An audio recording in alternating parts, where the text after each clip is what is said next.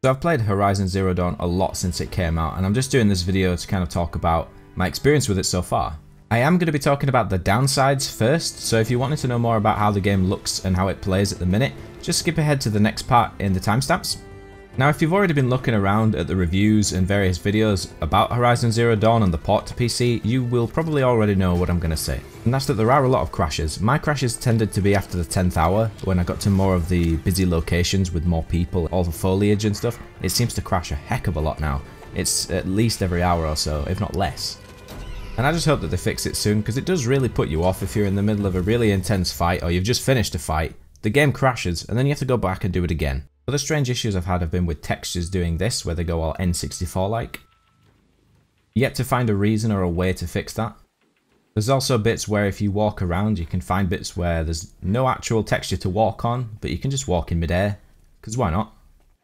The only other real big issue that is a bit of a put-off is sometimes either walking around or even in cutscenes, you will get, I don't know how to describe it, like, you get like black artifacting and stuff like that, like the texture's not quite loaded or failed. It does fix itself almost instantly, so it's not too much of an issue. It just kind of draws your eye to it, which kind of is not what you want during a cutscene. But to be honest, that's it for all the negative. When the game works without issues, it looks insane. Like, don't get me wrong, it doesn't look next gen, but it looks very damn good. Whether you're running through snow, whether you're running through a desert, or whether you're running through a forest or some kind of tropical jungle, they all look really good.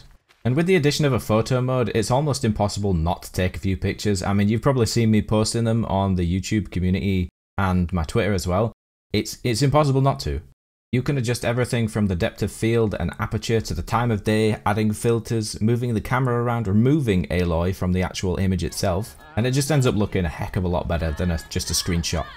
In terms of storytelling, this game seems to try harder than quite a few other games, in the sense that it tries to make it so that NPCs actually interact and sound like they are actually a community, if you get what I mean. A lot of games seem to just be like, hey, go speak to this NPC, hey, go speak to the other NPC, but they never actually interact.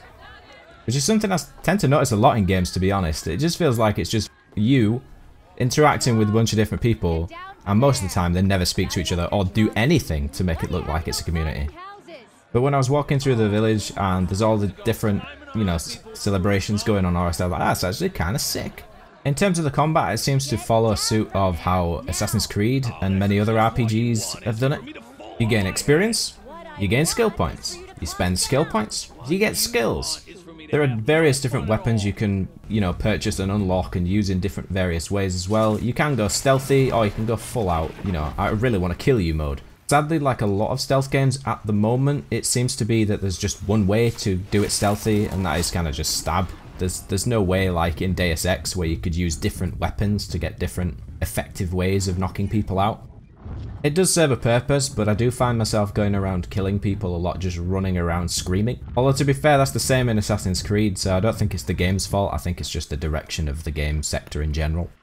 There's a lot of different modifications for weapons you can craft as well, so you can kind of make them really powerful to the point where it'll just one-shot a lot of weaker enemies. The only real downside to the combat system, in my personal opinion, is the fact that the AI, like in most games, are not very smart.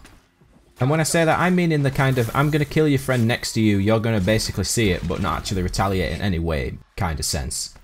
Or like in most stealth games, as I've mentioned before, you will kill someone, their friend will see, they will chase you, you will lose them, and then they just seem to forget about you completely. They don't even bother to try looking. I don't know whether that's due to limitations of AI at the minute, but I really hope that changes in the future, because I shouldn't have to make it so that they're going to one-hit me if I mess up. I'd rather them just be smart. You can also do something called overriding, which is where you can basically override any machine to a point, and some of them are mountable. I think there's about 3 of them.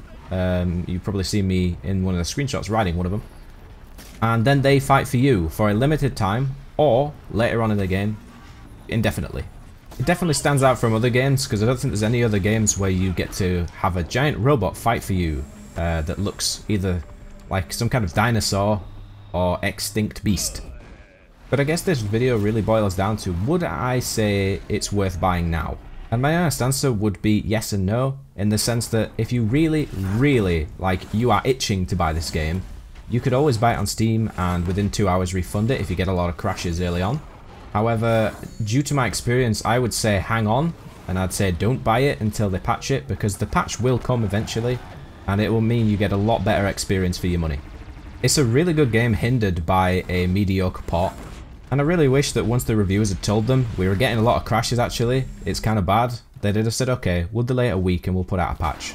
Because yes, they would have had a lot of annoyed people that it had been delayed, but they would have also had a lot of happy people that they'd have actually been able to play it when it was released. But it all comes down to a roll of the dice if you do want to try it out. Like I said earlier, it's a great game, it's just a mediocre port. Fingers crossed they put out a patch this week and everybody's happy. But that's pretty much it for this video, so I hope to see you here for the next one.